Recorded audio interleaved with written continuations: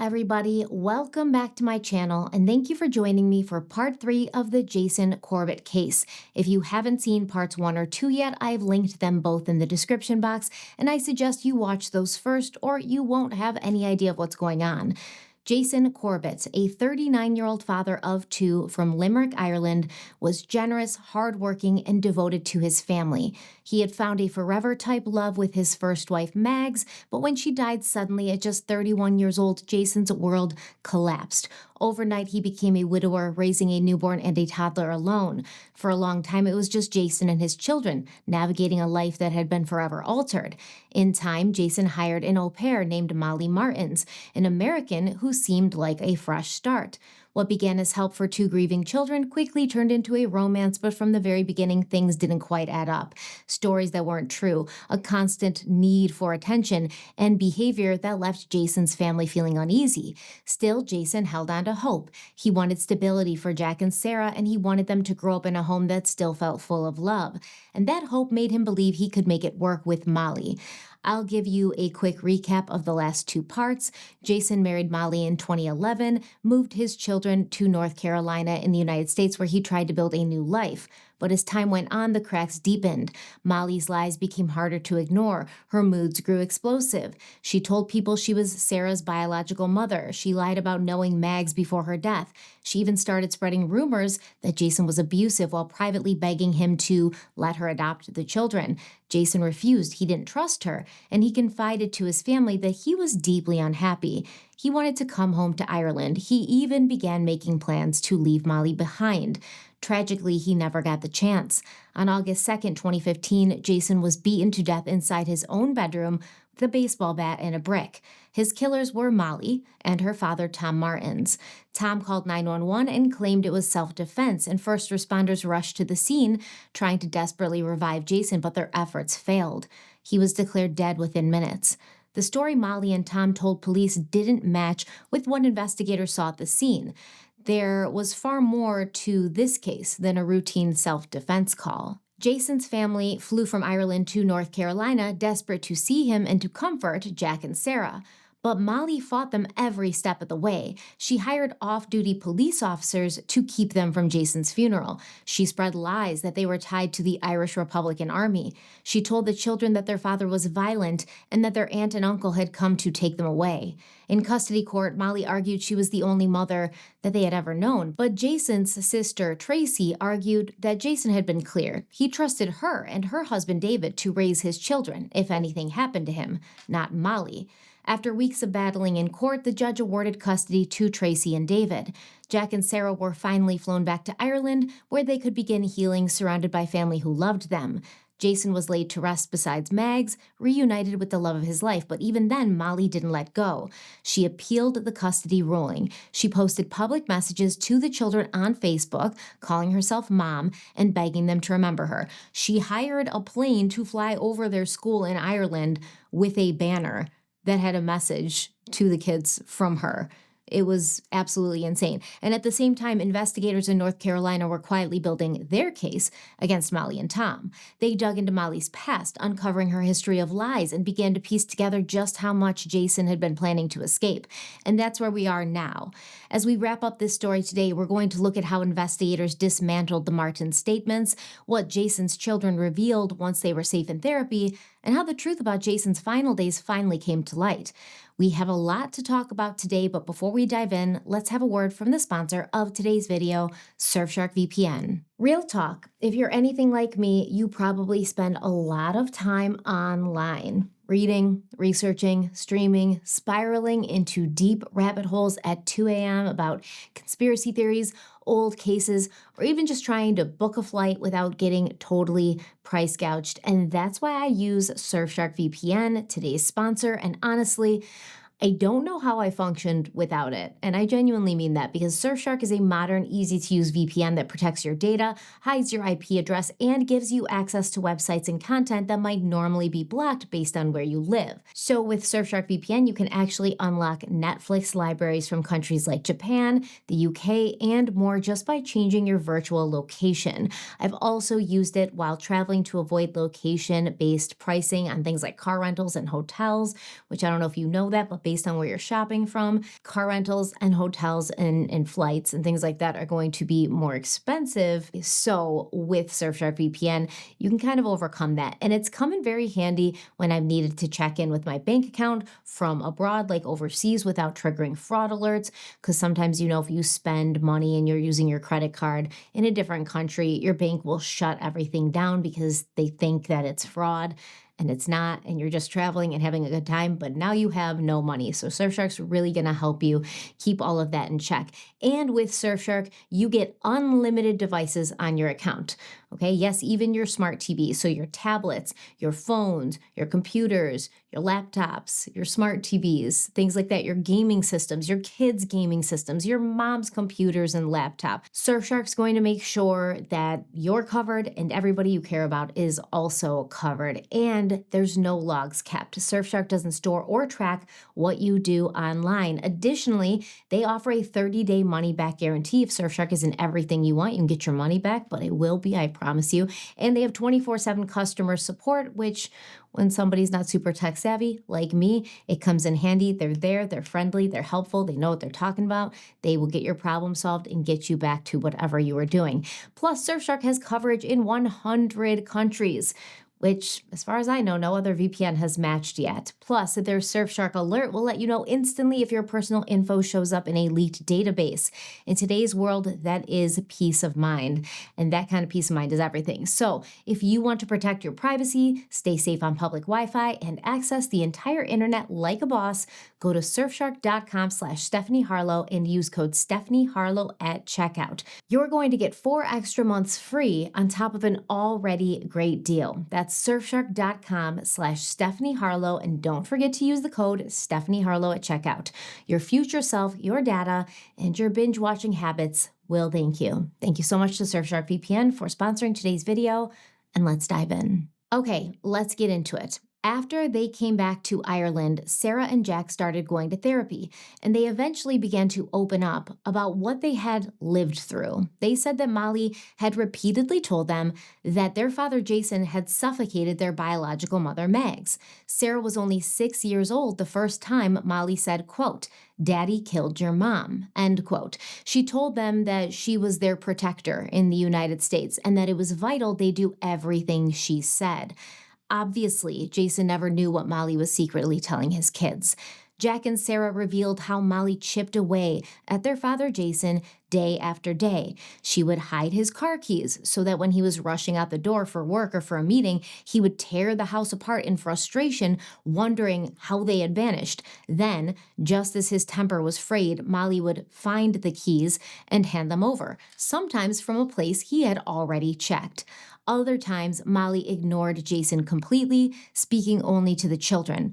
She even gave Jason the wrong times or venues for the kids' sports events, so it would appear to others that she was the devoted parent while he was the absent one, the one who didn't care enough to get the time or place right.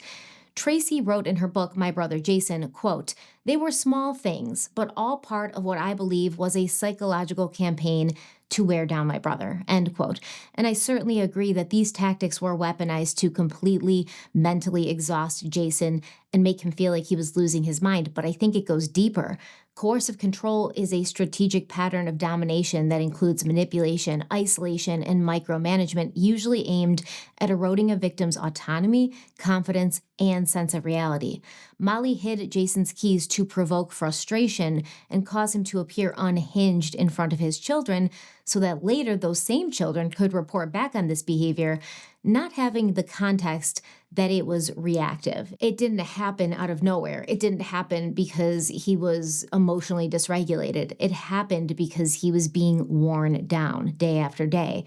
Molly intentionally gave Jason incorrect information about his children's activities, and she ignored him in the home while maintaining the role of the devoted parent in public. These aren't isolated acts, they're deliberate disruptions designed to chip away at Jason's credibility and confidence, not only making him appear to be disorganized, unreliable, or even emotionally unstable, but also to have him internally feel that way, like to have him feel that way about himself. What's wrong with me? I can't get this right. I can't find things. My brain is foggy. Why do I feel so stressed out all the time? Why do I feel like I'm a raw nerve? Why do I, go from 0 to 100 so quickly? This tactic feeds a long game strategy where the true bad guy, aka Molly, appears to be the only sane or stable one in the relationship. She appears to be this way to the children, Jack and Sarah, to neighbors, to the school staff, to anybody who's around them on a regular basis. In these scenarios that Jack and Sarah talked about, Molly is also clearly using parental alienation to craft her narrative, and this is a form of psychological manipulation in which one parent sows seeds of fear, disrespect, or hostility towards the other parent in the minds of the kids. And this is where we have to acknowledge that something was very wrong with Molly, because while she swore up and down that she loved Jack and Sarah, and I feel she believed she did, parental alienation is an act that's in complete opposition to love. You don't love those kids if you're doing this stuff to them, if you're messing with their brains, their memories, messing with their emotional attachments. It's an incredibly damaging form of abuse, not just towards Jason, but towards Jack and Sarah as well. It undermined their trust in their father, which is very detrimental, and it undermined their own ability to distinguish truth from manipulation. When children grow up believing, based on lies, that one parent is dangerous or evil, it can cause long-term attachment issues, anxiety, depression, internalized guilt. Obviously, we also see clear gaslighting and triangulation at play here as well. Overall, this was without a doubt a very bad environment for Jason and his children to exist in. The children said Molly also planted recording devices around the house. She hid them behind pictures in their bedrooms and in the sitting room, even Jason's car. She monitored Jason's movements constantly. Tracy wrote, quote, "I can only presume she was hoping to secure something that would help her in her legal battle to secure Jack and Sarah in any divorce.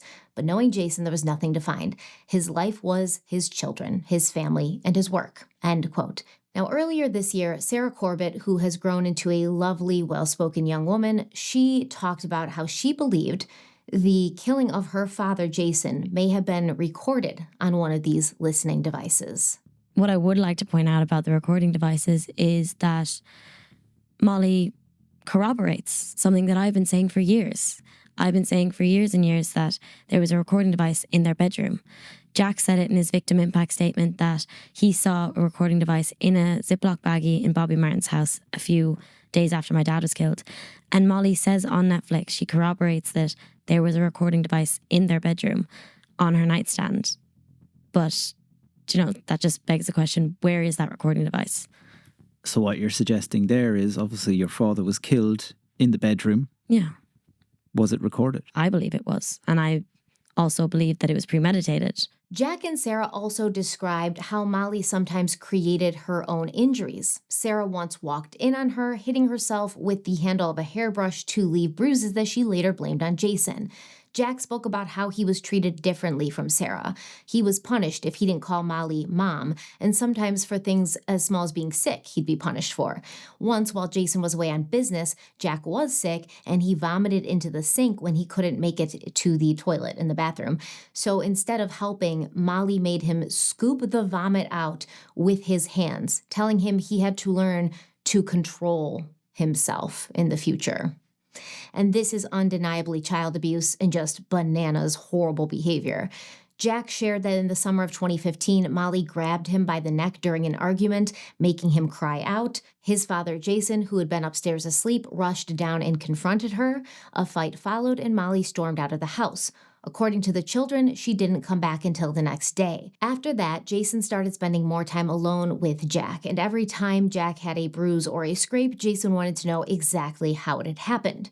Tracy said, quote, "I believe this was another factor that persuaded Jason it was time to bring the children back to Ireland," end quote. Most certainly, right? Without a doubt.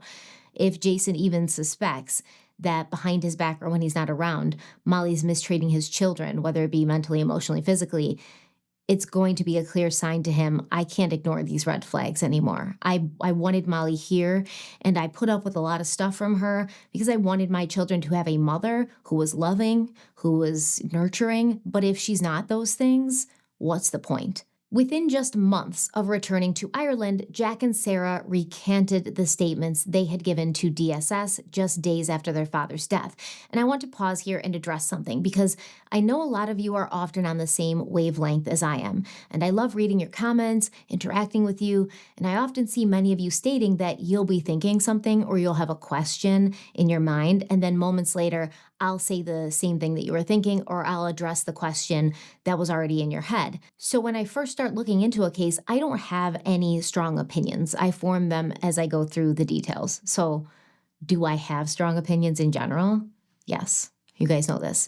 Do I start off with strong opinions? No.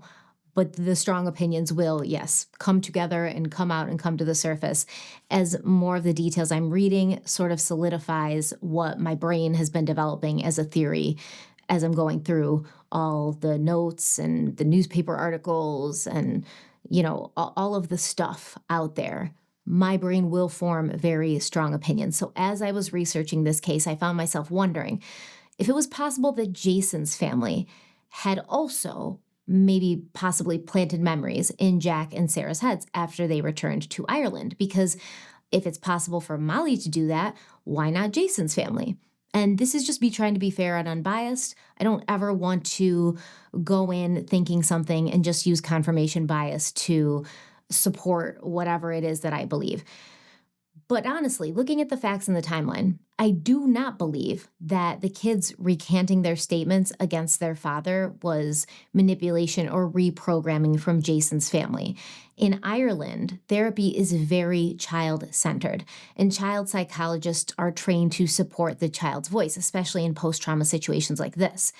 And I don't want to get too deep into it. I don't want to talk about the family court system in the United States. I don't want to talk about the therapists and like the court-ordered therapists and things that come into play during custody battles in the United States. I will just say it's very broken, I believe. I believe that it's very broken. There's too much room for error. And from what I've read, from what I've researched, Ireland has a much different, much better, in my opinion, system. Additionally, if Jack and Sarah truly believed that their father Jason was dangerous, that fear would not have dissipated in just a month or a few months worth of therapy sessions.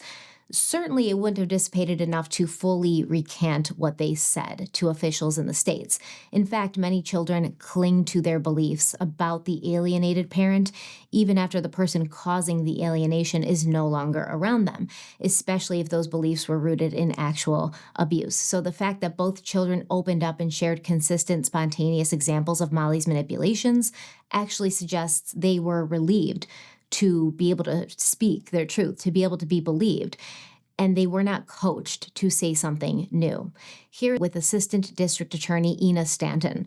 In the videotaped interview, he said that while Molly and their grandmother were driving them to the Dragonfly House on August 6th, because remember, that's where they went to talk to the therapist and kind of get their statements about that night, Molly told him and Sarah exactly what to say. She told them to describe Jason choking her and her father Tom coming upstairs with a bat.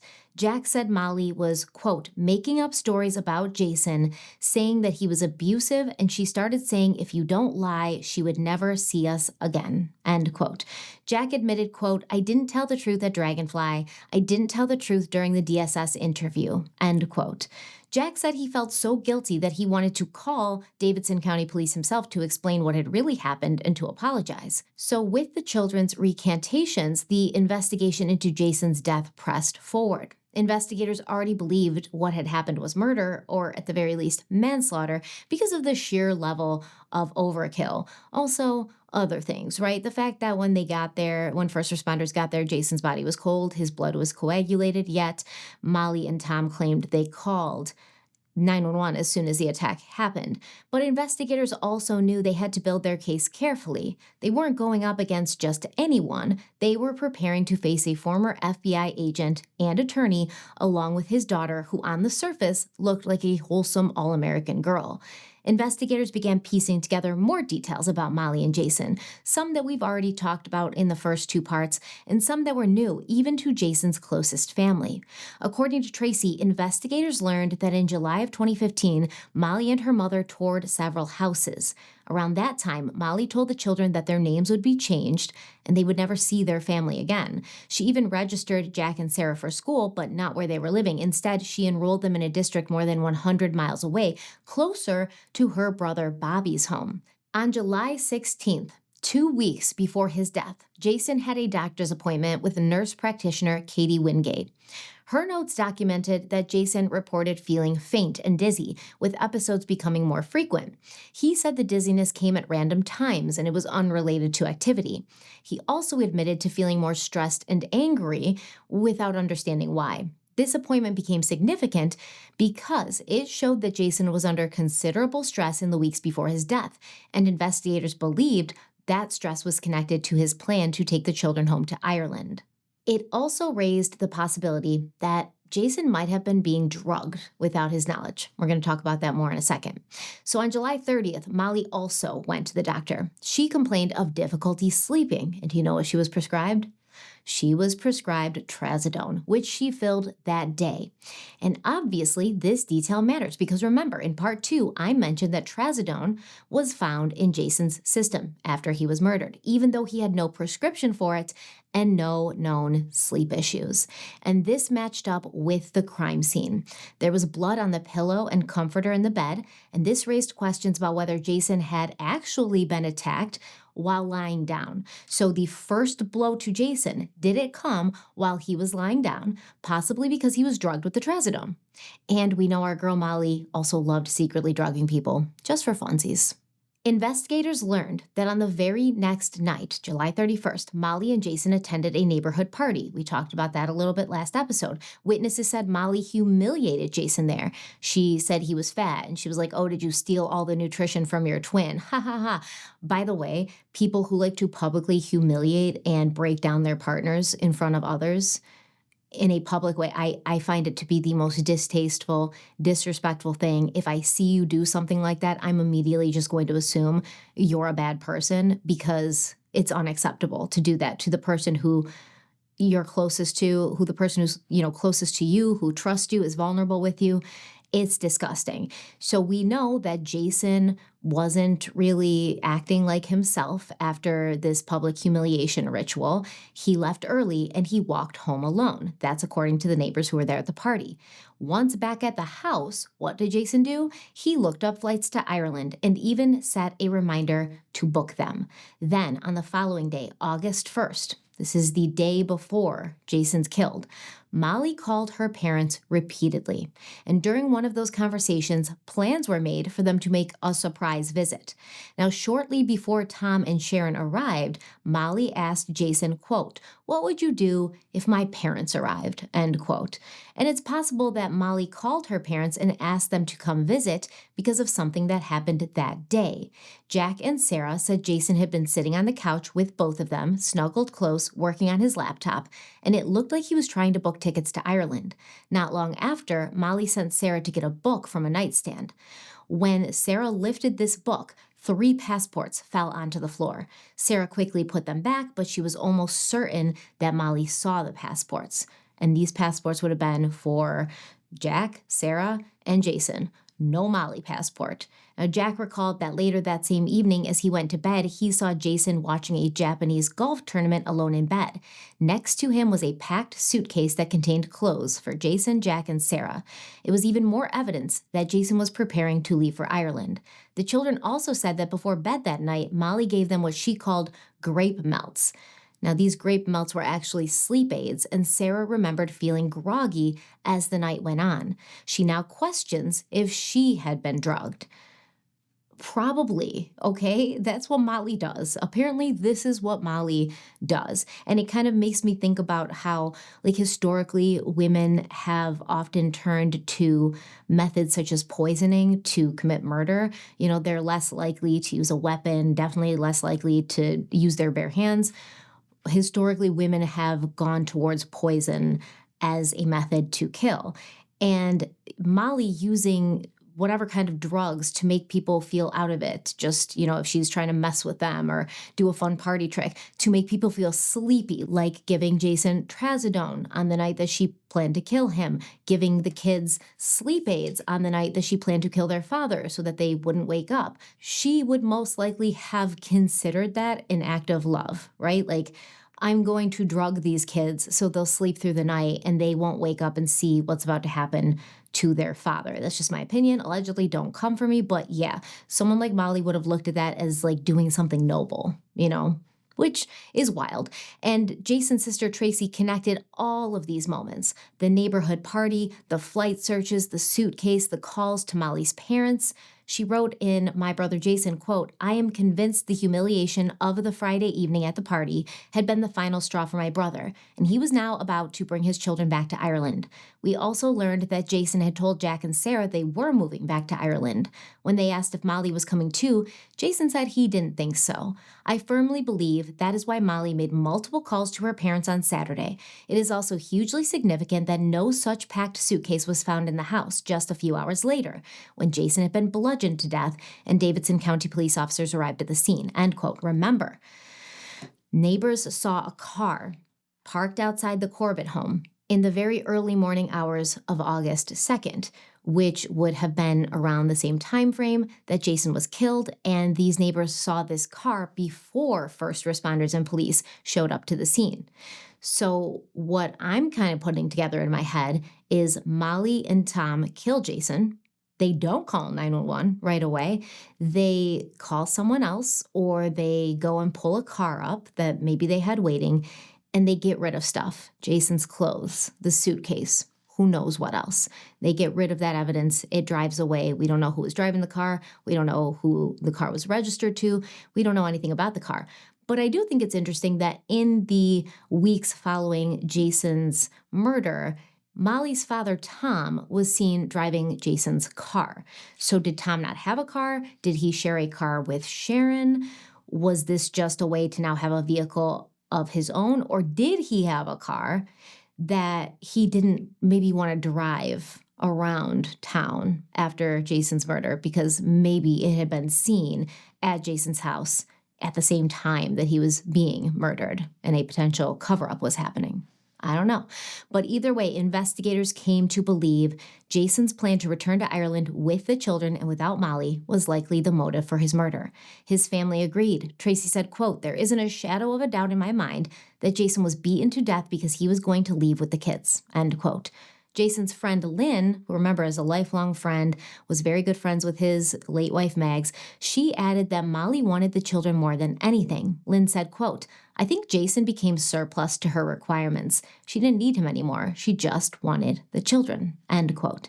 Investigators also uncovered another possible and troubling motive: money. Isn't that always the way? Jason had a $600,000 life insurance policy through his company, and Tracy was shocked to learn that Molly was the sole beneficiary because she knew Jason had previously divided it, leaving half to Molly and the rest to his children.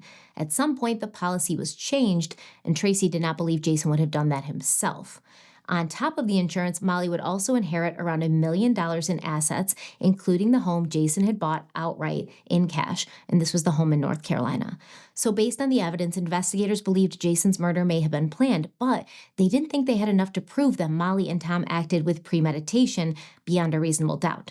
What they did believe they could prove was second-degree murder. So in North Carolina, second-degree murder is defined as the unlawful killing of another human being with malice, but without premeditation and deliberation. So malice can mean actual intent or acting in a way so reckless and dangerous that it shows no regard for human life. In other words, even if Tom and Molly's claims of self-defense were true, by the time they were finished beating Jason, it was no longer self-defense. They kept going long after he was already dead, long after he posed a threat. And then they waited to call 911. By the time first responders arrived, some of the blood evidence was dry and Jason's body was cool. Even then, prosecutors worried about securing a conviction. So they also included voluntary manslaughter as a fallback. On December 18, 2015, a grand jury indicted Molly and Tom for second-degree murder and voluntary manslaughter. Tracy said it was a relief to see them charged. She and the rest of Jason's family had already known it was murder. They'd pretty much believed that since the minute they found out he was dead. They believed that Molly had something to do with it and that she wasn't being truthful about what happened that night. So Molly and her father, Tom, pleaded not guilty. They were released on bail. And while Jason's family was glad that charges had finally been filed, the Martins family was furious. They were heated. So just hours later, after being released, Molly posted online calling out, quote, the level of slander, harassment, lies, and absolute corruption that she and her father claimed they were facing. So a joint trial was set for July 17th, 2017 in Davidson County Superior Court with Judge W. David Lee presiding. In the months before trial, investigators kept building their case. The prosecution hired blood spatter expert Stuart James, who reviewed crime scene photos and physical evidence, including Tom's clothes and Molly's clothes. He concluded that some of the blows to Jason's head came when Jason's head was only 5 to 16 inches from the floor. So that meant that Jason was already down when he was attacked, which obviously isn't self-defense. Pre-trial hearings also shaped what evidence the jury would hear. So one of the biggest fights was over the children's statements to DSS. Jack and Sarah had obviously already recanted, and Tracy and Dave refused to put them on the stand. They didn't want them to have to go through that, which I completely agree with.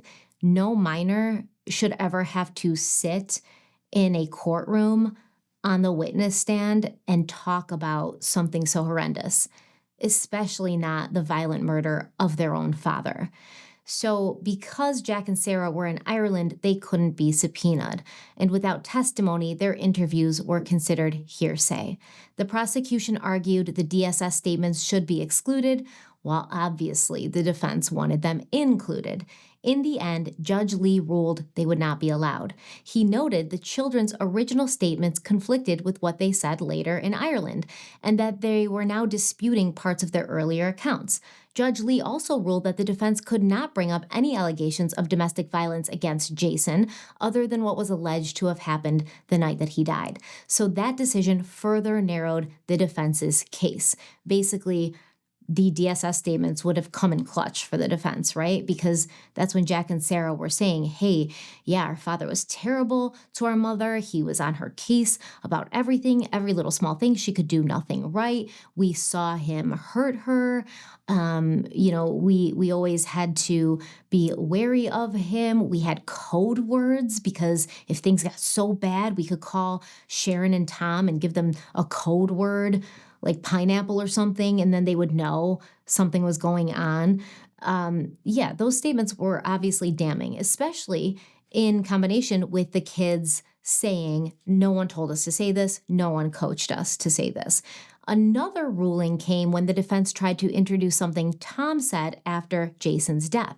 So Tom claimed that at some point he asked Mags's father, Michael Fitzpatrick, what he thought of Jason, and that Michael told him, quote, I think he killed my daughter, end quote. Tom, he said, quote, I don't know if that was a bitter man, he needed someone to blame for his daughter's death, or he had any basis for this, end quote. So Tom's defense team basically wanted to show that this alleged interaction with Michael Fitzpatrick caused Tom to believe that Jason was capable of murder and that this affected his state of mind during the fight.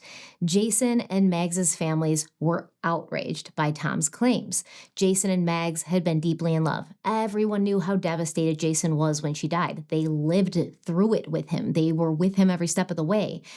And Michael Fitzpatrick, Mags's father, he was so upset by Tom's claim that he went to the solicitor's office in Ireland and made a sworn statement saying, quote, I can state categorically that we never discussed my daughter Margaret or the circumstances of her death, nor did I inform Tom that Jason had killed my daughter Margaret. Such statements by Tom are totally and utterly untrue and mischievous, end quote. You gotta love the Irish people. They always have like a little flair. It's like they're lies and he's being very mischievous right now. It's just, it's a great culture. So this is important because when we look at this allegation that Michael Fitzpatrick told Tom Martins that he thought Jason had killed his daughter Mags, when we look at that, who's lying here?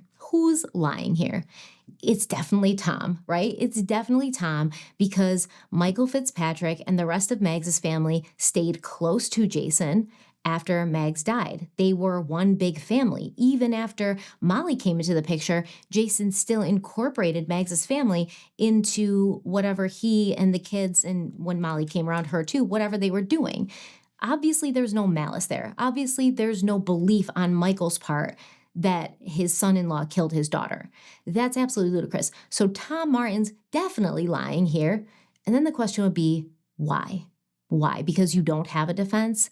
Because the actual evidence is showing that what you said happened didn't happen? So you have to have some cute little trick where you're like, oh, well, his father-in-law, his previous father-in-law did say that he thought Jason killed Mags. So of course, in my head mentally, I'm thinking Jason's capable of murder, and that's going to affect the kind of, the level of intensity that my attack is going to have, because I'm thinking this guy's a murderer, so I have to make sure he's like eliminated. We can't just get him down on the ground. We can't just knock him unconscious.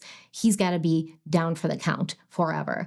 So the prosecution obviously fought to have Tom's statements about Mags and her father excluded from trial.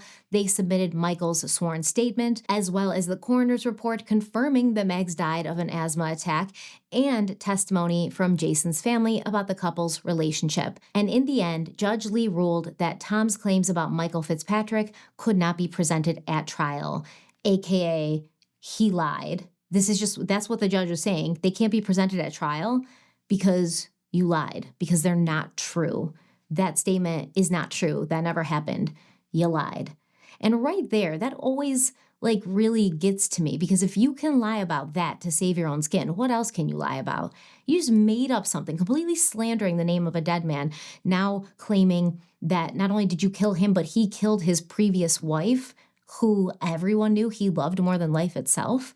It's just horrendous. So once the judge made that proper ruling, Jason and Mags's families were relieved. Molly and her father, Tom Martins, went on trial together in July of 2017, with jury selection beginning on July 17th.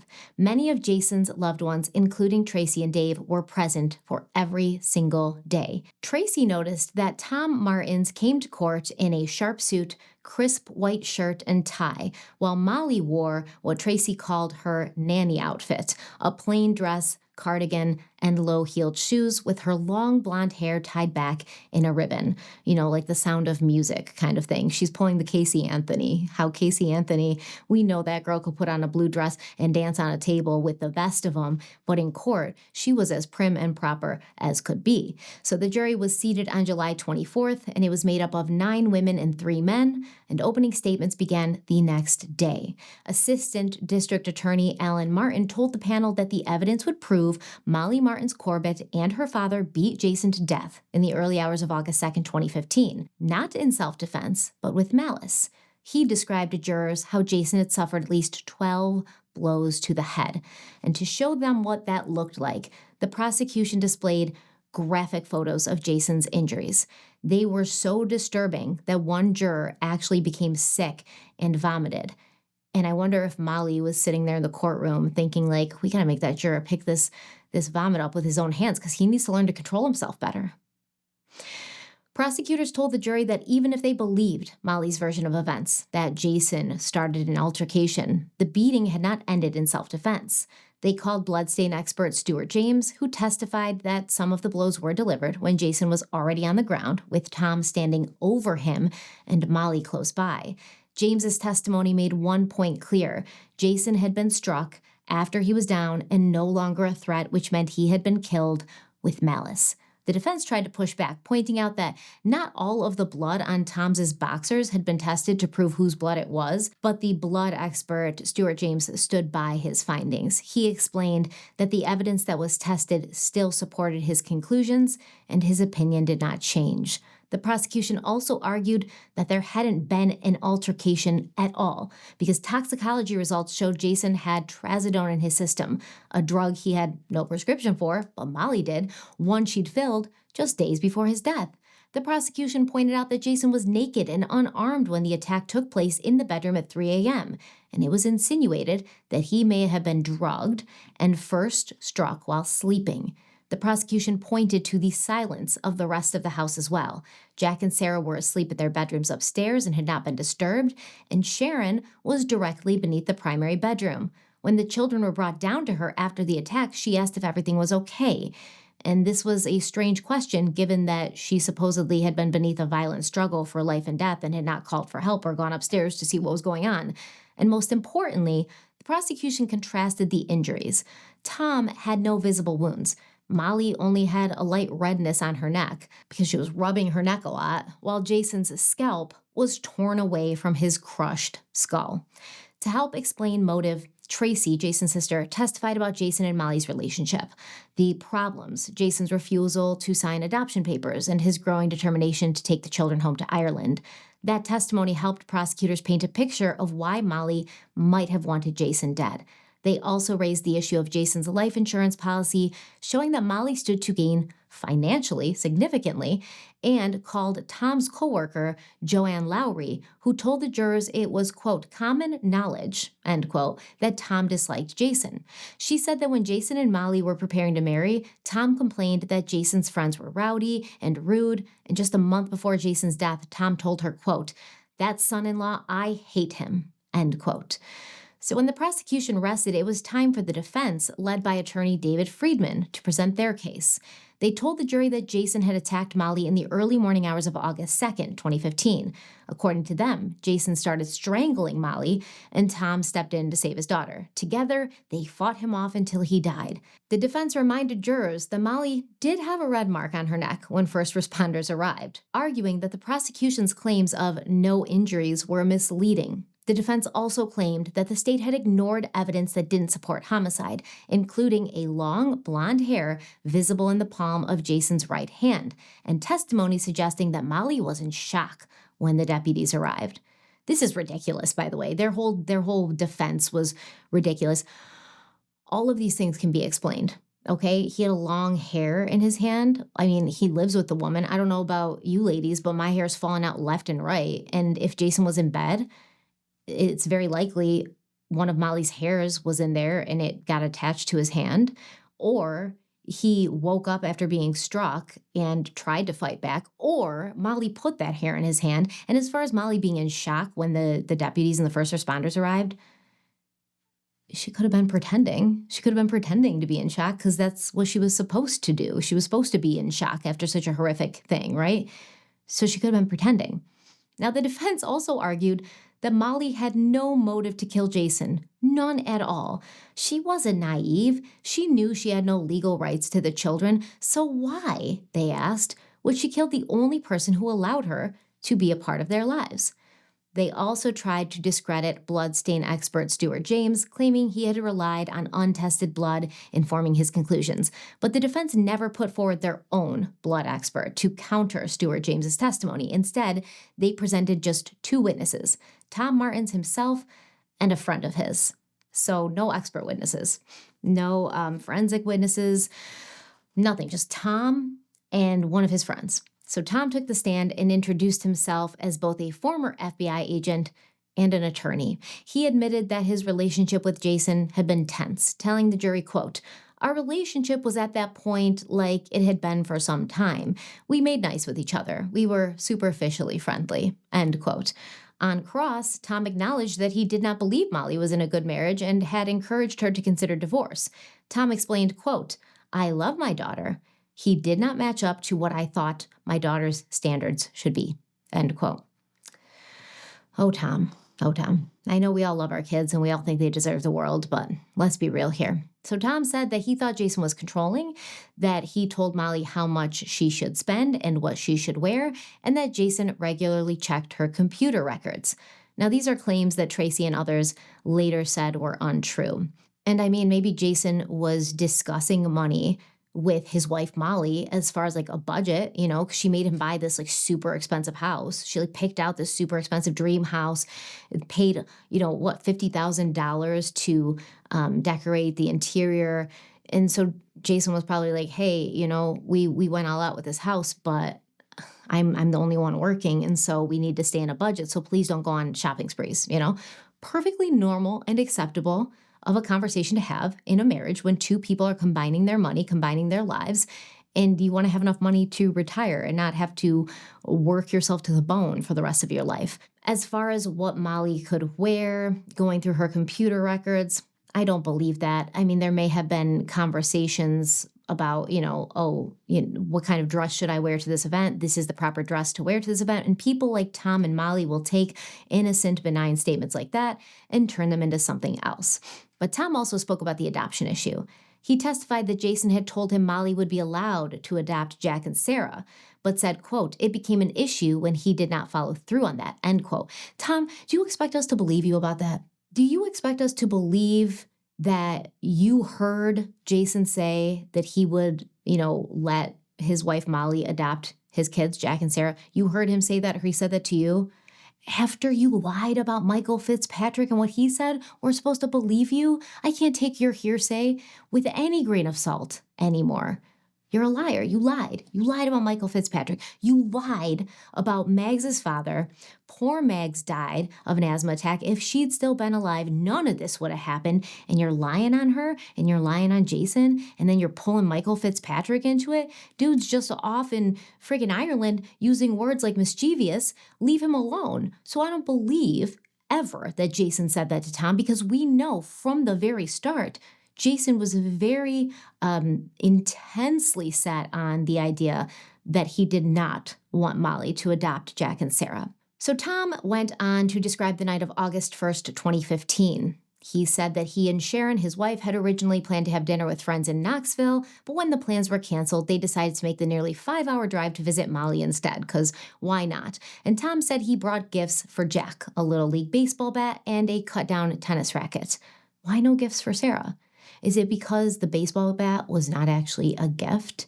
Is it because the baseball bat was something else? The baseball bat was always intended to be a weapon, never a gift for Jack. But anyways, Tom and Sharon arrived at the Corbett home around 8:30 that night, and they found Jason sitting outside in a lawn chair with a neighbor drinking a beer. Jason stood to greet them, and Tom said he seemed intoxicated. Now, keep in mind, this neighbor would later say he didn't seem drunk at all. Now, inside, Tom said that he had a glass of wine, and his wife Sharon used fresh mint she had brought from Tennessee to make mojitos, and Molly ordered a pizza for dinner. The group, Tom, Sharon, Jason, Molly, and Sarah, ate together while Jack was at a party, and when Jack returned home around 11 p.m., Tom chose not to give him that bat that night because it was late.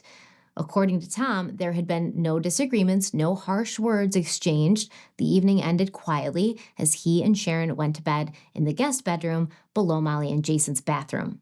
Tom testified about what happened next. Quote, I was awakened from a sound sleep, and I don't know what time it was, but I had been asleep for a while, and I heard thumping, like loud footfalls on the floor above me, and I heard a scream and loud voices. There was an obvious disturbance going on above me somewhere in the house. End quote. Now, here's my perspective on this. Tom was obviously asleep in the bed with his wife, Sharon. They're sharing a bedroom, right? She was in the same room, in the same bed as he was. Tom says he hears a disturbance, footfalls. What's he thinking is happening? Is he thinking someone broke in? Someone's in the house who's not supposed to be there? So he gets out of bed. He grabs the baseball bat that was with his luggage on the floor beside his bed. And then what? Why wouldn't you wake your wife up and say, hey, I think someone's in the house. I'm going to get this bat and I'm going to go and check it out. If I don't come back, or if you hear anything, call 911. Tom didn't know what was happening in the house. He didn't know if it was Jason attacking Molly. He didn't know if it was 3 armed robbers with masks on and an intent to kill. He didn't know. So why would he not wake up his only lifeline, Sharon, and say, something's going on. I'm going to check it out. If something happens, call the police. Don't come looking for me. Call the police. If you hear gunshots, if you hear me scream, if I don't come back in 5 minutes, call the police. Why would he not have done that? So, like I said, Tom gets out of bed, he grabs the bat, he goes upstairs. He said he opened the door to Jason and Molly's bedroom. He saw Molly and Jason on the right side of the bed. Tom said, quote, Jason had his hands around Molly's neck. They were facing each other. She was a little to the right, he was a little to the left, end quote. This is different than what he originally said to the police. Because remember, he originally said that Jason had Molly in like a headlock almost with his arm like barred over her neck. And he was like holding her between himself and Tom. But now Tom says that he sees Jason with his hands around her neck. So it's a little bit of a different story. So Tom went inside the room and closed the door. Why? Why did he go inside the room and close the door? Why would he close the door to the only exit he had if things got bad, which would take longer for him to run away if he had to? Why would he do that? Well, when asked why he did that, Tom said, quote, I don't know. I did. I know that I did. And I said, let her go. And he said, I'm going to kill her. And I said, let her go. And he said, I'm going to kill her. And I said, let her go. And he said, I'm going to kill her. And I don't know how many times that happened, but it happened several times. But I left something out. When I entered, he had his hands up around her neck. And as soon as I entered, he reversed himself so that he had her neck in the crook of his right arm. And she was in front of him, between me and him. He was really angry, and I was really scared, end quote. You left something out, or you forgot for a second what your initial statement was, and then you just created a hybrid of your new statement and then your old statement. Allegedly, don't come for me. So the defense paused to remind the jury that Jason, Molly, and Tom were not equally matched. Jason was 39 years old, 6 feet tall. He weighed 260 pounds. Tom, by comparison, was 65 years old. He stood just under 6 feet and weighed 160 pounds. Molly was 31, 5'6", and only 110 pounds. The defense used those numbers to argue that Molly and her father had been fighting from a place of disadvantage, not strength. What? First of all, there's two of you against one guy. Second of all, you're both armed and he's not. Who's got the disadvantage here? Plus he's dosed with trazodone. Who's got the disadvantage? So Tom explained what happened next, saying, quote, he took a step back toward the hallway that goes to the bathroom. And I was afraid that he would get into the bathroom and close the door, and that would be the end of that, because I would not be able to save her behind the bathroom door. So I took a step to my right and I hit him in the head, the back of the head, with the baseball bat. That seemed like the most effective place to hit him. I didn't want to hit Molly, so I tried to hit the back of the two of them glued together. His head was taller than hers, and I know that I hit him that time, but it didn't have any effect except seemingly further enraging him. He didn't waver. He didn't go down. As I feared, he continued to edge down toward the hallway leading to the bathroom, and I didn't have as much room in that hallway to maneuver as I did in the bedroom. But I tried, and I tried to hit him as many times as I could to distract him, because he now had Molly in a very tight chokehold with his forearm. She was no longer wiggling. She was just weight being dragged back into the hallway. So I tried to hit him. I don't know how effective those hits were because I didn't have room to maneuver, but I tried, and I was determined that he was not going to close that door between me and her. And he did get to the bathroom, but I was too close for him to close the door, end quote. Reconstructing Tom's statement that we just read in my mind, I don't know how it's possible.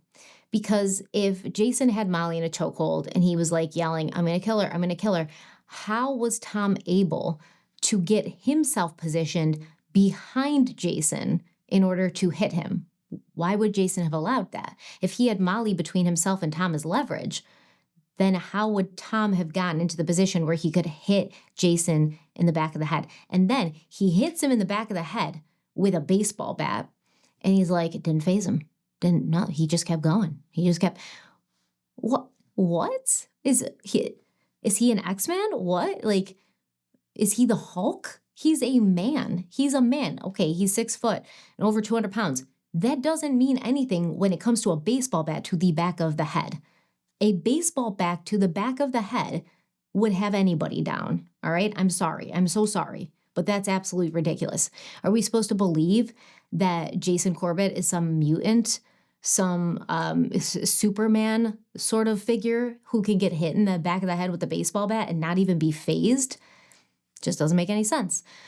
So Tom said that once they were in the bathroom, he had room to maneuver again, because bathrooms are huge. Notably, they're much larger than bedrooms, and they give you more room to maneuver. He testified, quote, I did what I did before in the bedroom. I took a step to the right and was able to get the little angle on him behind him, and I hit him. So I know of 2 times that I hit him in the back of the head in whatever happened in the hallway. And again, it didn't seem to have any effect. And so he changed tactics at that point. I mean, he had gone into the bathroom. I had followed him into the bathroom. And so now he started to push back down the hallway, and I was able to get into the hallway before him, but he's pushing me down the hallway. I mean, he's not literally touching me. He's pushing Molly down in front of him, and he's getting away. I really don't think I hit him in the return trip in the hallway, because he was initiating the action toward me, and I was scared. And anyway, that's what I remember, end quote. All right, once again. Well, this is very elaborate. Because remember, the police said when they got to the crime scene, they saw some blood leading to the bathroom, And I think that Tom is sort of like making this up to match the evidence that the police have.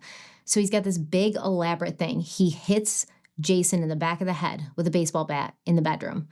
It doesn't faze Jason. Okay, we're not even gonna wonder again how Tom was able to get behind Jason to do this, but it doesn't faze Jason. He keeps going and he pulls Molly down the hall into the bathroom. And then Tom pursues them, manages to get into the bathroom with them, and manages to once again get behind Jason and once again hit him in the back of the head with the baseball bat. And once again, Jason's unfazed, still standing. And then Jason brings Molly back down the hallway, back into the bedroom. What is this? Why? What is the strategic goal or plan here of bringing Molly into the bathroom, letting Tom come in with them, letting himself get hit in the head with the baseball bat again, and then being like, oh, the same thing happened in the bathroom as it did in the bedroom. I got hit in the head with a baseball bat. Let me try the bedroom again. Let's go back there. This does not make sense. So after this, Tom, Molly, and Jason made their way into the bedroom. Tom said, quote, I get what I think is a chance to hit him as I had before in the back of the head, only this time he's ready for me. And he puts up his left hand and catches the bat perfectly right in his palm as I swing the bat at the back of his head. But in the process, Molly gets free. She escapes to his right, or he lets her go. Anyway, the two of them separate. So, end quote. We're going to talk about that. Jason Corbett's not only been hit in the back of the head with a baseball bat twice, but he's made some random journey down the hall to the bathroom and back down the hall to the bedroom. And Tom's like, I got a chance to hit him in the back of the head again. I aim, I swing, and boom. Jason caught the bat in his hand, right in the palm of his hand, just took the bat from me. Jason Corbett, man, he must be from the planet Krypton. He's got this super strength. He's unfazed after 2 baseball bat strikes to the back of his head, and he has the instincts of a tiger, like super fast, faster than the speed of light, can catch this bat in his hand after being hit twice in the back of the head with a baseball bat. And then Tom says, well, at this point, Molly, he either let her go or she got free.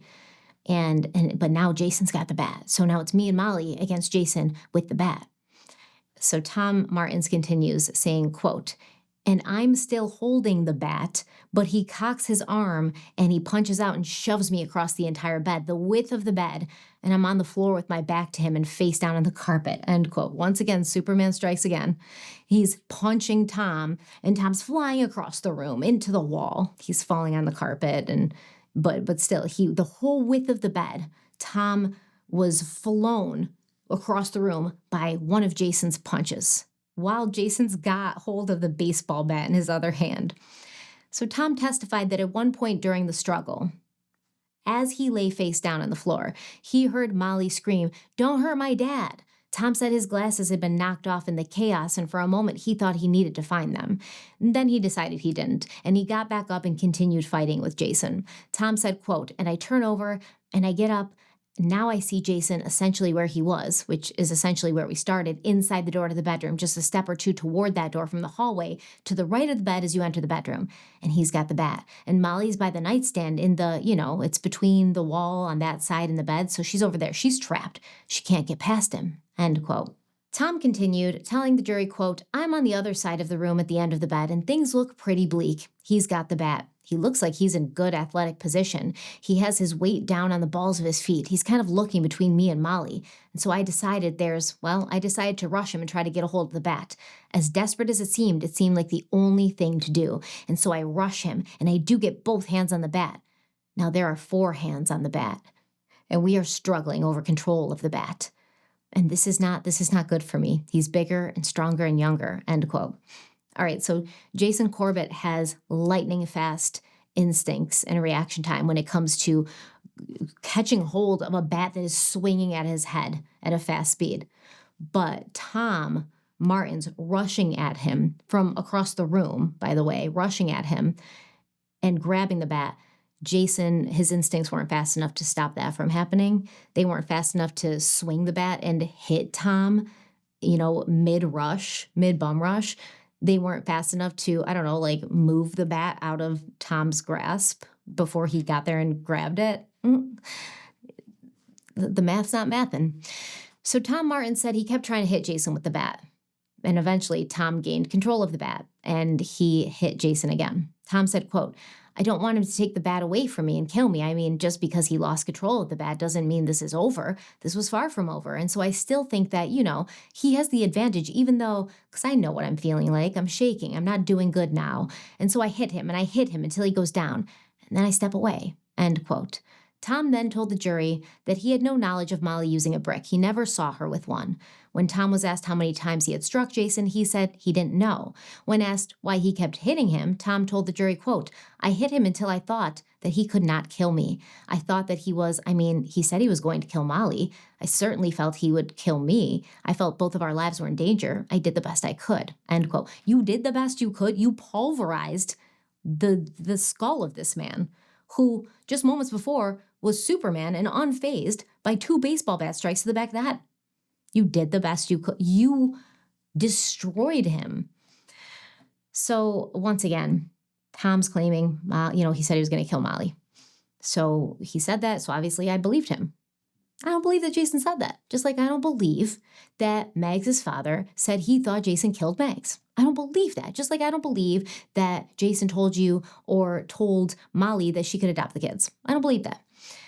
And I don't believe any of it. So Tom said that once the fight was over, he gathered his thoughts and called 911.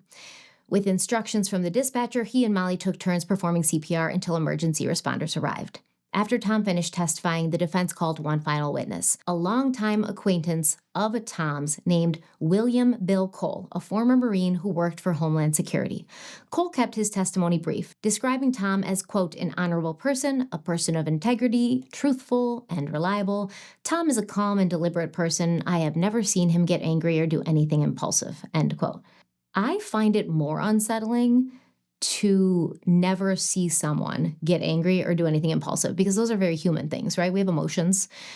So if I know someone who I have never seen get angry and never seen do anything impulsive, I'm going to worry that this person's a robot or potentially like a psychopath, right? Because if you don't have normal human emotions like anger, which is perfectly fine, then what's going on here? Why are you so controlled? But also we know, per testimony from Jason's family, per just, being in the same room as Tom Martin's, that the dude did have some emotions, right? Like when he was planning that whitewater rafting trip during the lead up to Jason and Molly's wedding. And then the Corbett family was like, well, this is very last minute, it's tomorrow, and we already made plans. And he was like pissy about it, and he treated them like shit the rest of the time that they were there. That's an emotion. It's petty emotion. It's like a baby bitch kind of like fit, but that's still an emotion. It's showing a lack of emotional regulation. But anyways, with this guy's testimony, who's Tom's friend, by the way. So I don't know what kind of character witness this is. Like, this is your friend. What's he going to say about you? But with his testimony, the defense rested their case, if you could call that their case, because it pretty much just sounded like the last superhero movie that I saw. So during closing arguments, Assistant District Attorney Alan Martin used the bat and the paving stone recovered from the Corbett bedroom to drive home the state's point. He told jurors, quote, they literally beat the skin off of his skull with that bat and that brick. They acted in concert. Her and him literally crushed his skull. They turned his skull into something that resembled a bad Humpty Dumpty cartoon. They beat him after the threat was over, after he went down. They hit him after he was dead. They didn't just split his skull or rip the flesh off the bone. They crushed his skull, end quote. And with each statement, ADA Martin slammed the bat onto the table, reminding the jury that it took immense force to break a skull. He said, quote, it takes I hate you force, end quote. And he also pointed to Jason's autopsy photos, telling them, quote, this is what they did to Jason, end quote. Martin then showed the photographs taken of Tom and Molly after Jason's death. Images showing no injuries on Tom and only a faint mark on Molly's neck. He told the jury, quote, this is what Jason did to them. Nothing, end quote. Right from the whole, elaborate scenario that Tom Martin's put out, it really did seem like when you were thrown across the room by Jason's superhero strength, something should have happened to you. A bruise, a gash, something, a red mark, something, right? Something. but there's nothing there. So all of this, I'm afraid of Jason, even when Jason had the bat and you rushed him to get it, he didn't hit you with it, if any of that's even true, which I don't believe it is. So yeah, the DA, or the assistant DA, he urged the jury to weigh the forensic evidence carefully, especially the proof that Jason had been beaten while lying helpless on the ground. Martin also reminded jurors of the malice Tom and Molly had shown towards Jason. He said, quote, "You know what malice sounds like? I want to divorce him, but I want his kids. He is beneath me and I am above him. He is not good enough for my daughter. I don't like him and his rowdy Irish friends who cuss too much, drink, and smoke outside my house. He is less than, and I am greater than. I hate him." That's what malice sounds like. Murder to cover up an assault by either one of these two people is malice. End quote. The ADA also pointed out that while Tom had given a detailed account of nearly every blow he claimed to have struck, he never mentioned Molly hitting Jason with the brick. Martin said, quote, "He is going to make sure every word out of his mouth protects or preserves Molly," end quote. He also questioned Molly's mother, Sharon's, absence from the story. How could she have been in the room directly beneath Jason and Molly's bedroom and remain unaware of what was happening above her? Martin told jurors, quote, "It is like Sharon vanished from the face of the earth in Tom Martin's testimony. Why? Because 3 people keeping the story straight is darn near impossible. It is not consistent with the evidence. It is simply not credible," end quote. I mean, period. Right? That's it. It's not credible. It's not consistent with the evidence. Assistant District Attorney Greg Brown also delivered a closing argument, asking jurors to look not just at the forensic evidence, but at the statements from paramedics on the scene, who said Jason's body was cold to the touch when they arrived minutes after the 911 call. Brown told them, quote, "All the evidence conclusively shows that excessive force was used to cause the heinous, atrocious, and cruel death of Jason Corbett. They were also staging for their story, which is why it took so long to call 911, end quote. Brown asked the jury to question many parts of Tom's story, like why didn't he stop when Jason was on the ground? Why did he continue to bludgeon him? Why didn't they stop? Brown then answered his own questions, saying, quote, "Malice, yes. Hatred, yes. Excessive, yes. The evidence is that Jason was retreating. He was naked in his marital bedroom and unarmed. His children were asleep in the house," end quote. He reminded the jury that injuries on Jason's hand and arm showed he may have desperately tried to defend himself. Then, before ending his remarks, Brown asked the jury to convict Molly and Tom Martins of second-degree murder. Tom's defense team focused on portraying him as a devoted father who acted only to protect his daughter. Attorney David Friedman told the jury that Tom had no idea what he was walking into on the night of August 2nd. Friedman said, quote, "Tom Martins went to bed in a dream and awoke to a nightmare that night," end quote. Very poetic.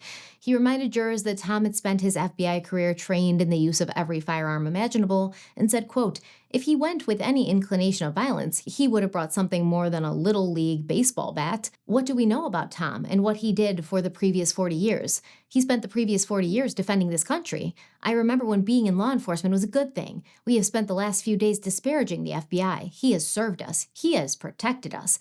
That is what Tom Martin knows how to do.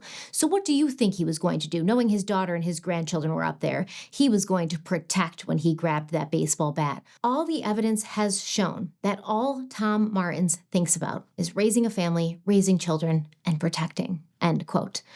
Molly's attorney, Walter Holton, offered the same version of events, but he also insisted that Molly had nothing to gain from Jason's death.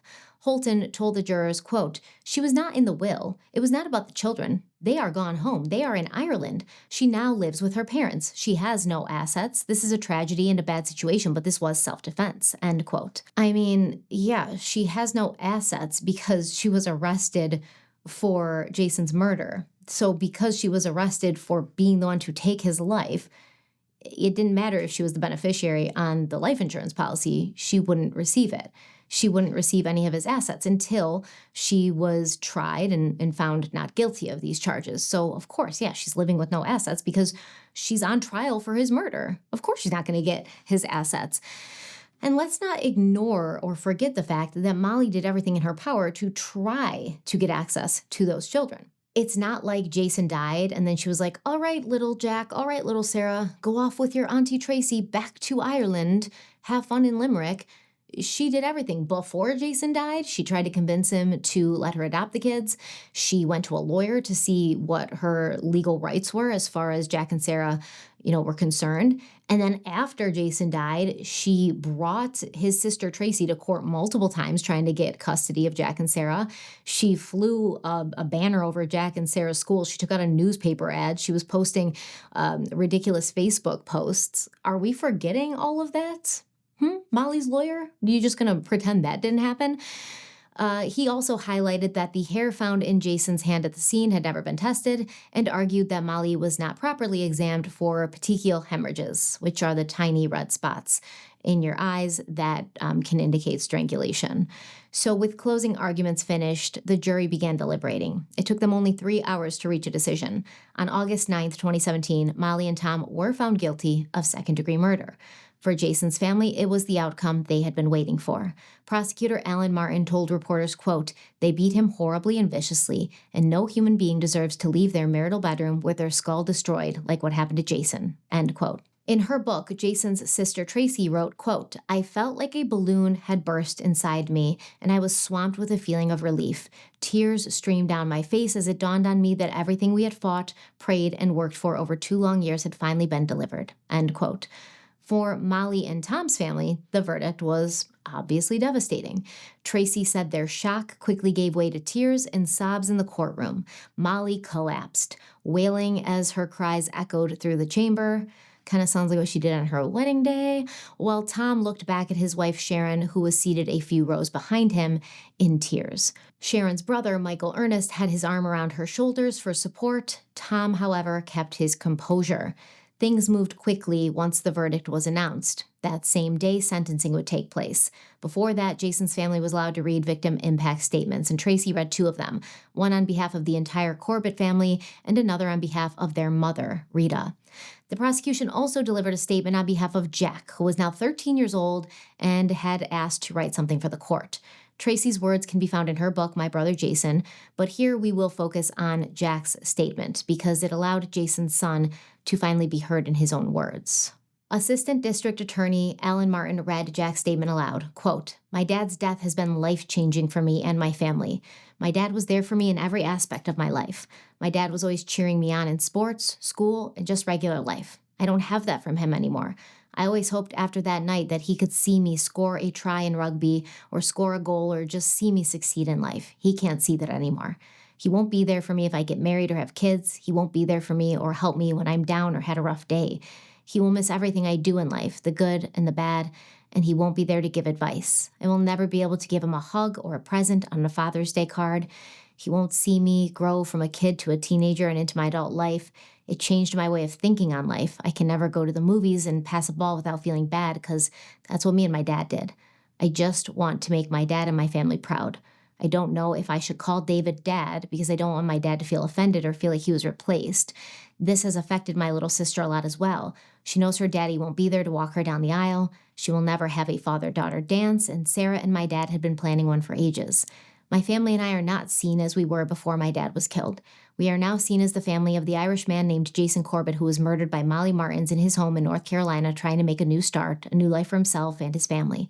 That was taken away from him by a murderer named Molly Martins, who is so many bad things. One of the things that she is not a part of and will never be is the Corbett family. She has put this burden on our family, and it won't be lifted until she is put away. That's where she belongs. My dad will not be forgotten. He will be remembered by his good life, how he made everyone feel good about themselves, how he was there for you if you needed him, how he always focused on the positive, how he was the best dad ever and the best friend, brother, and son ever. Molly Martins will not be forgotten as well. She will always be remembered as the woman who killed her husband for no reason. She will be remembered as a murderer." End quote. When Martin finished reading Jack's letter, the courtroom filled with the sounds of muffled sobs as Molly cried out. When asked if she wanted to address the court, she first spoke to the judge and then turned halfway toward the packed gallery saying, quote, "I did not murder Jason. My father did not murder Jason." End quote. I mean, a jury just said you did, but Okay.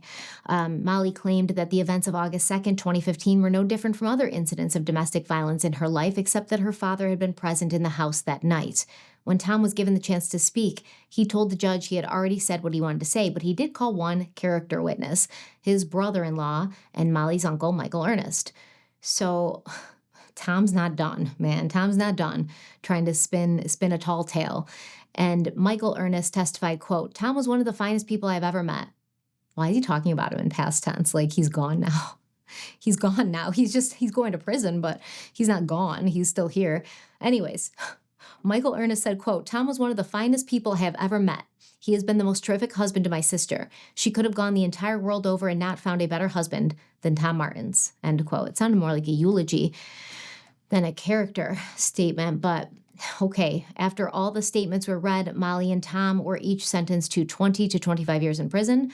Before being taken away, Molly turned to her mother in tears and said, quote, "I'm so sorry. I should have just let him kill me," end quote. But Molly, didn't you just say that this instance of domestic violence was no different than any other you had gone through in the past, except that your father was there, but also the difference in this one was that, never before in all of these alleged domestic violence incidences had you been killed. So what made you think that tonight was the night that Jason was going to kill you? Now, for the record, I don't believe that Jason Corbett ever laid a hand on Molly Martins. Not at all. There's absolutely no evidence of it. And when allegations of domestic abuse come out only after the person allegedly perpetrating the domestic abuse is dead, and you're using self-defense as a claim, it's a thin claim. That's all I'm going to say. I don't believe it. So after the verdict, 3 jurors spoke to 2020. They explained that they believed the self-defense story had been a cover-up. Right, good, smart jurors. So none of them thought Jason had ever choked Molly, and they agreed with prosecutors that the lack of injuries on Tom and Molly was very telling. The jurors also said they believed Molly and her father took time after Jason's death to conspire before calling 911. They did, because we know they did, because Jason's blood was coagulated and his body was cold. I mean, unless he is a mutant from Krypton, and on Krypton, when you die, your body goes cold fast and then your blood coagulates faster. No, the science shows, everything about that showed there was a lot of time, a considerable amount of time at least, between Jason Corbett dying and that 911 call. One juror said she believed Molly struck the first blow with the paving stone while Jason was asleep. She explained, quote, "I think at some point Dad came to help out and cover it up. There was blood on the pillow and on the comforter. That may have been the first blow, and then it progressed from the point where he got out of bed and she might have struck him more than one time in bed. And when he got up and tried to protect himself, I believe that's when Tom had to intervene because of the size difference of Molly and Jason," end quote. Still, there were unanswered questions. The jury foreman said the biggest one was how and why the paving stone had been brought into the house at all. He explained, quote, "How and why the paver made it into the home was the number one question that was talked about when deliberations started," end quote. Because Molly hadn't testified. She hadn't been able to explain why it was there. It was a massive mistake in her defense. The jurors also spoke about Molly's demeanor throughout the trial. They noticed that whenever the children were mentioned, she cried. But when photos of Jason's injuries were shown, Molly didn't seem to be affected at all. One jury went further, saying, quote, "I think Molly is a person that has not been ever held accountable for any actions whatsoever. I think Molly was Daddy's princess, just like every girl is in Daddy's eyes. I feel like Molly was very manipulative," end quote. Very astute, very astute. So not long after sentencing, Molly and Tom filed an appeal. Of course they did. And they argued that their joint trial had been flawed. One of their key claims was that the statements Jack and Sarah gave to DSS into the Dragonfly house should have been admitted into evidence. In March of 2021, the North Carolina Supreme Court agreed, ruling that the two had not received a fair trial. A new trial was ordered, and Molly and Tom were released on bond the following month. For Jason's family, the decision was devastating. Jack and Sarah made it known that they were willing to testify if another trial went forward, but ultimately, they wouldn't get the chance. In October of 2023, Molly and Tom accepted plea deals. Molly entered a no-contest plea to voluntary manslaughter, while Tom pleaded guilty to the same charge. The second-degree murder charges were dropped against them both. Jason's family was deeply upset by the outcome. Tracy and members of Mags's family submitted impact statements, as did Jack and Sarah. And while we've learned about Jack's perspective, we haven't heard much from Sarah, so I want to focus on her statement. As Molly sat in the courtroom crying, Sarah told the judge, quote, I was 12 weeks old when my mom died. To deal with his grief, my father tried to do good things for others. I've tried to do those things as well. Listening to adults twist and manipulate my words has been traumatic. Can you try to imagine the effects on a girl trying to grow from 8 to 17? I remember I was encouraged to be disrespectful to my dad.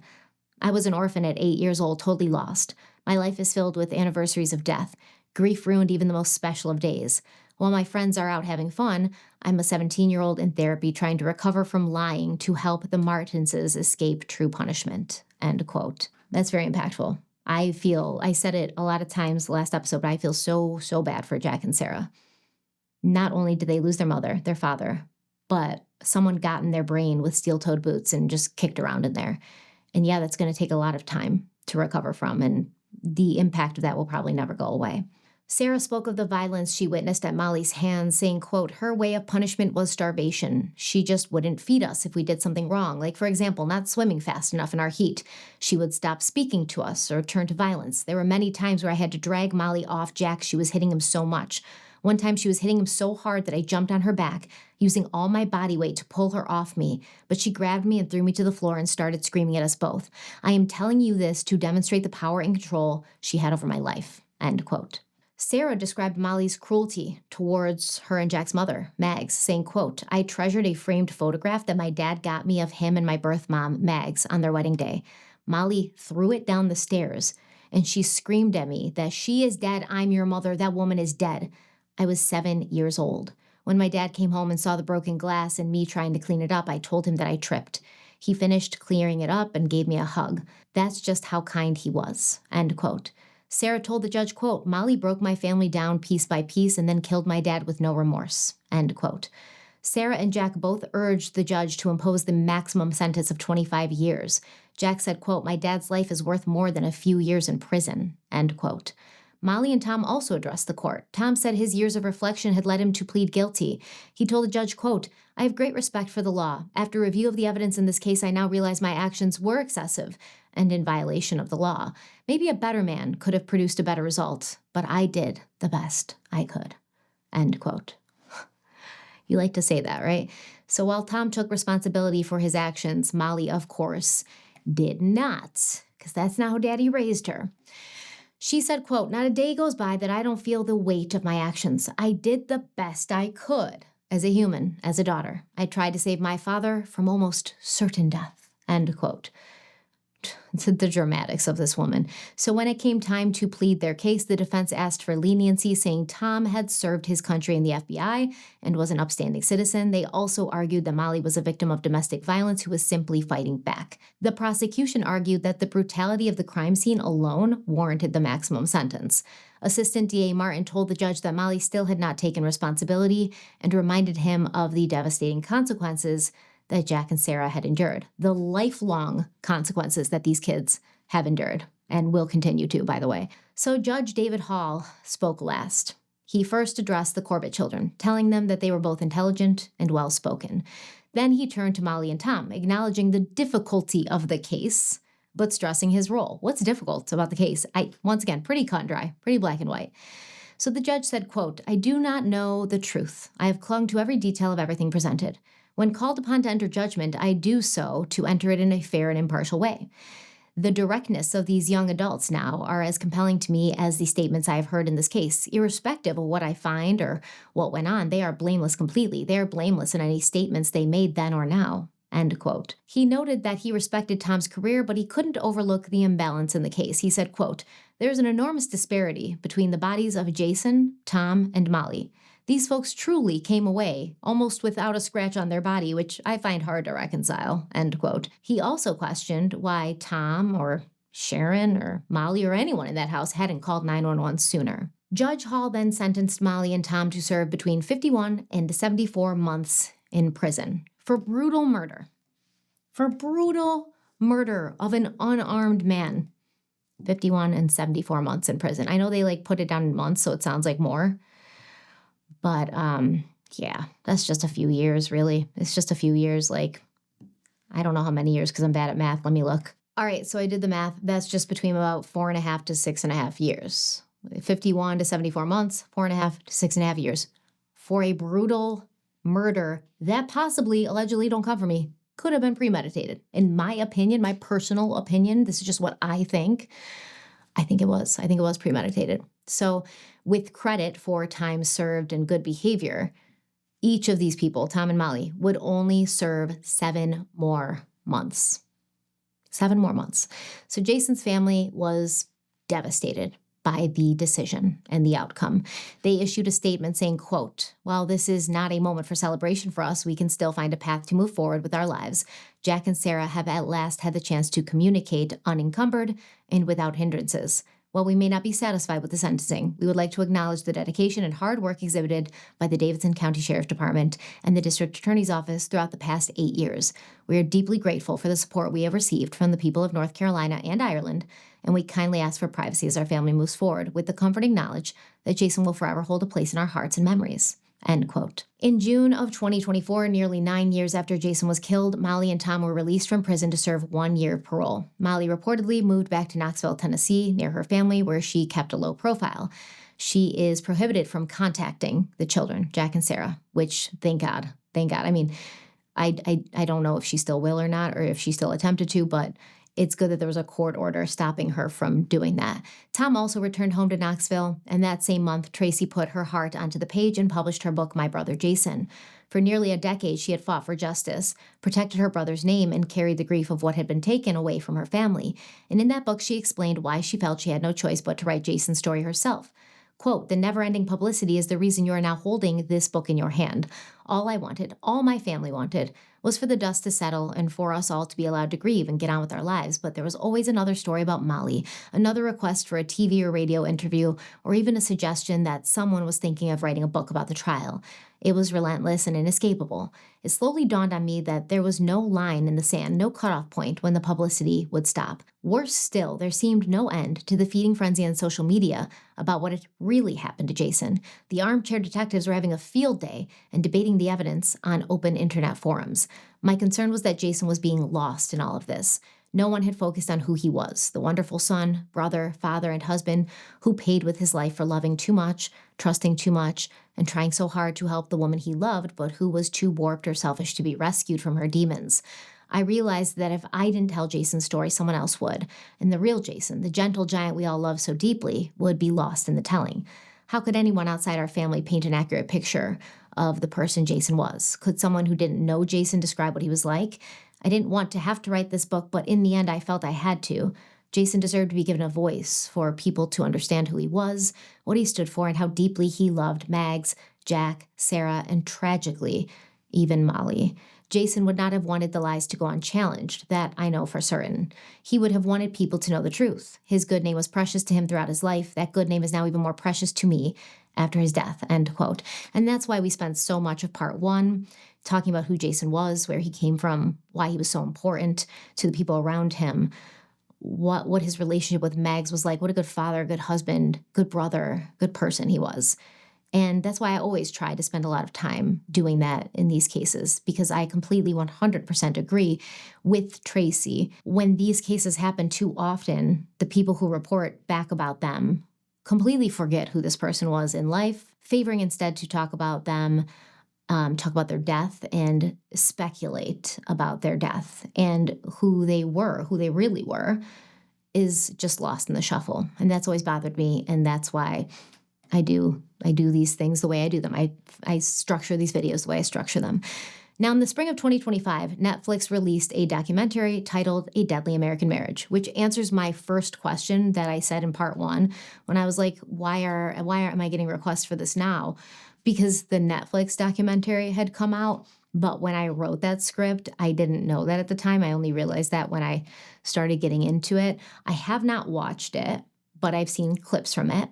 And in the documentary, Jack and Sarah spoke about what they had lived through as Molly's stepchildren, how she pressured them to lie about Jason being abusive, how she physically and mentally abused them, how she mistreated their father, and how her actions ultimately left them orphans. They also shared how returning to Ireland gave them space to heal from the trauma she had caused. Molly and Tom also participated in the documentary, and both continued to insist that they acted in self-defense. Tom said, quote, "I was going to save Molly's life or die trying, and I have no regrets." End quote. I did the best I could. I did the best I could. Molly claimed, quote, "I did not commit a crime. I had one moment in this altercation where I protected my father.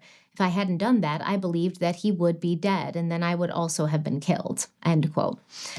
She went further, insisting that Jack and Sarah had been brainwashed and used as, quote, "tools of evil," and that they had forgotten the reality of their time together. If Molly's prevented from contacting these kids or having anything to do with them, she should also be prevented from having their names in her mouth, honestly, because shut up, Molly. So in June of 2025, Molly and Tom completed their parole without incident, and with that, they walked away from the justice system, officially free to live their lives as if nothing ever happened.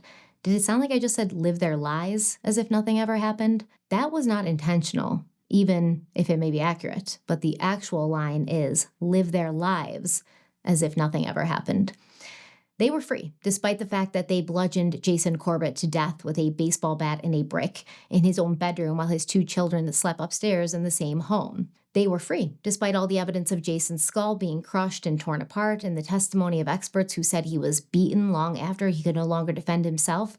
They get to move forward now, to visit with old friends, to sit around a dinner table and celebrate birthdays, to watch their loved ones reach milestones, and to grow older with the comfort of family around them. But Jason and his family don't get that. Jason's life ended in August of 2015, and it ended in one of the most brutal ways imaginable.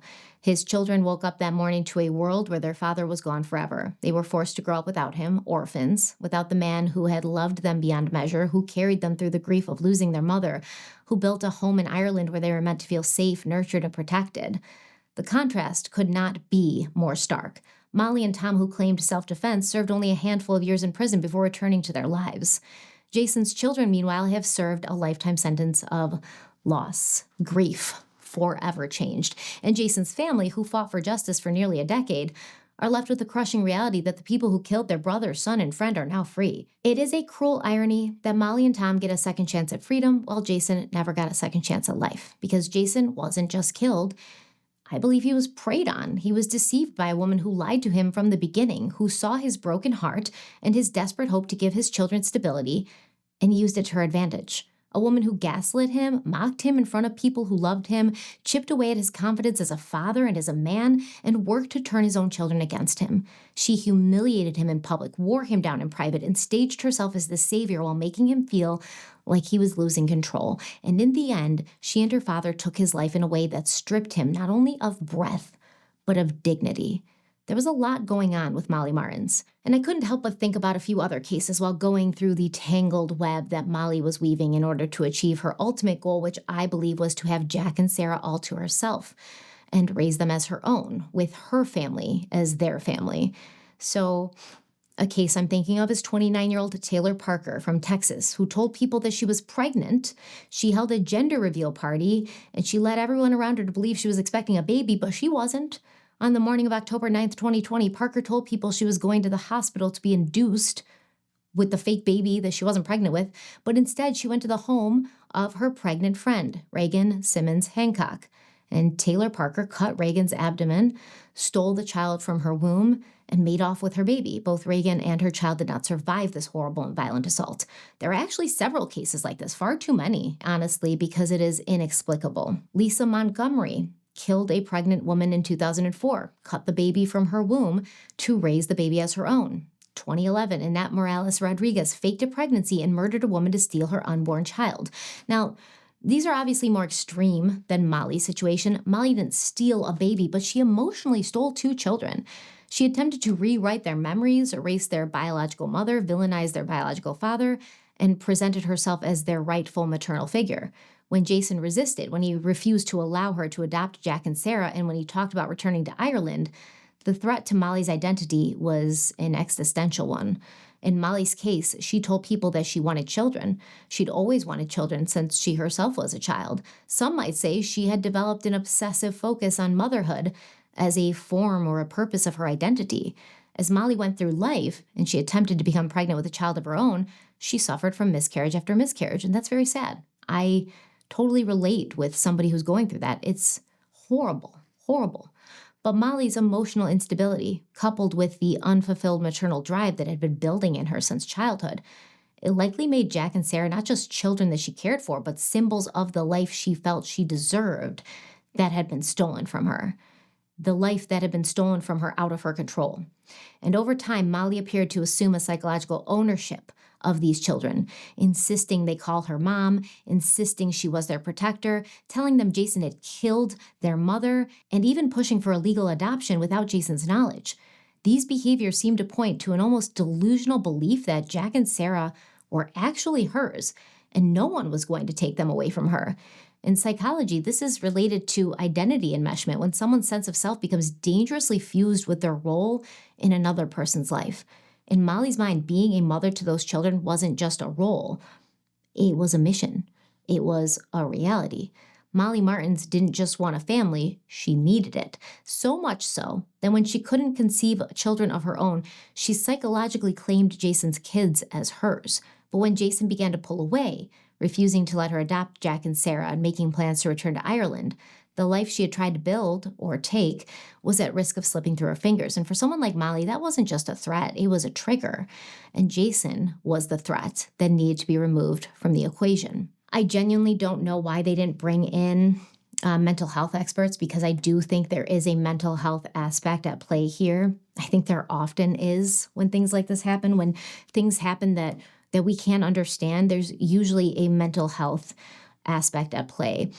But there was something not right with Molly, because her defense lawyer argued that why would Molly kill the one person that allowed her to be in his children's life? Well, she would have done that when she realized that Jason was about to take his two children, get on a plane, and fly to a different country, fly back to Ireland, and live his life with his children there. I mean, not only would, she not be with Jason anymore, so she couldn't see the kids, but they would be oceans away. They'd be so far away. She wouldn't even be able to, get visitation or anything with them, which maybe a judge would have ruled in a divorce that Molly would be able to have some sort of visitation with the kids if she could prove that their bond was close enough that removing her from their lives would actually be detrimental to them. She may have been able to do that. So that's what I'm saying. Molly wanted all or nothing. She could have just been a genuinely good mother to Jack and Sarah. She could have just been a genuinely good partner to Jason, and then she would have had all of them forever. But she focused so much of her energy on those kids and on making sure that they would never leave her, that they would never be able to leave her, that even if their father left her, they wouldn't be able to leave her, which is why, by the way, some people do have children. They have abandonment wounds. They have a fear of abandonment, and they have kids thinking like, this is somebody that has to love me and will never leave me. As we know, that's not true. But when you're in a delusional state of belief, and when your fear of abandonment and your fear of being alone and not having these children with you is stronger than, your grasp on reality and your logic, you don't really know what's going on. You don't really know what is capable of happening. Molly could have gotten visitation if they just gone through a regular divorce, or she could have just been, a good mom and a good partner and stayed in their lives. But instead, she chose this route, which would have given her full control of the children had things worked out the way she planned for them to. But that's not what ended up happening. She ended up in prison, and she will never see Jack and Sarah again. But Jason's story doesn't end with what Molly did to him. It endures in the people who loved him, who refused to let his name be lost in headlines or twisted by lies. His story lives on in the soul connection he had with Megs, his first wife, in the bond he shared with his family, and in the way his friends remembered him as someone larger than life, but gentle at his core. Most of all, it lives on in Jack and Sarah, the children he protected, the children he gave everything for, the children who carry him with them every day. That is the legacy Jason leaves behind, a father who refused to stop protecting his children, even when life became unbearably hard. A man whose name is spoken with love by those who know him best. His story is proof that even when justice falls short, love and truth endure far longer. I wish I had a better ending for this. I wish I could tell you that Molly Martins and her father served, life in prison, which is what they should have gotten for this. This is absolutely, I'm sorry, just Tom Martin's story of how things went down during this struggle. It is the most unbelievable thing I've heard in a long time. So I wish I could tell you that these people are in prison behind bars where they belong, but they are not. And I wish I could tell you that, Jack and Sarah were too young to remember anything, that the tragedy of losing their mother and their father and then having some, insane person planting things in their heads, it didn't stick with them, but it did. And that's the moral of the story, how much of a ripple effect one bad person can have on many good people. And it's unfortunate, but that is where we are. So, as always, our thoughts are with Jason's family, his children, Jack and Sarah. And I am really looking forward to hearing what you have to say about this case, what your thoughts are. Did your feelings change as we progressed through these 3 parts? And if so, how? Let me know how you feel, what your thoughts are in the comment section below. Thank you so much for being here with me. This will be the end of our September videos, so that means next month officially starts Halloween.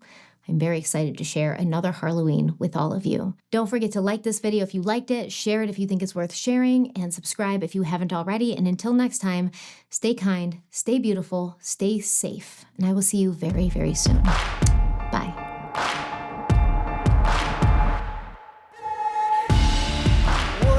Don't break now, and the bottle's going straight down.